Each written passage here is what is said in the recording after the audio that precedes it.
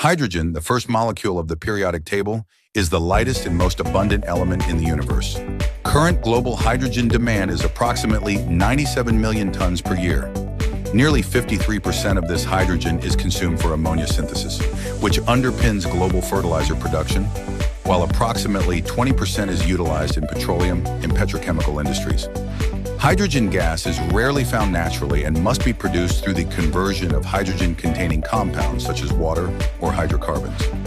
Most hydrogen today comes from fossil fuel and also from water.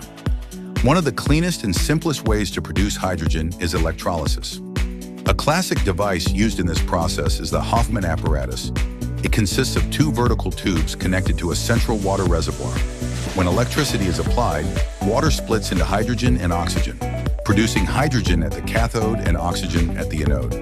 This process produces hydrogen and oxygen in a 2-to-1 volume ratio, whereas the mass ratio is roughly 1-to-8. This is BTU's high-pressure hydrogen plant, designed for efficient hydrogen production and storage.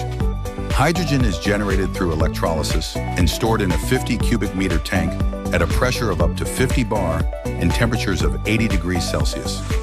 This system allows safe, high-pressure hydrogen storage for research purposes. By producing hydrogen with renewable energy, we can reduce reliance on fossil fuels and cut carbon emissions. However, hydrogen production through electrolysis is still energy-intensive and expensive, requiring further research to scale efficiently for widespread use. For young graduates interested in energy, sustainability, and applied research, the BTU Hydrogen Center offers a place to contribute to meaningful solutions. Researchers here are not only improving a process, but also helping shape a more sustainable energy future. Come and visit this lab to learn more about green hydrogen production.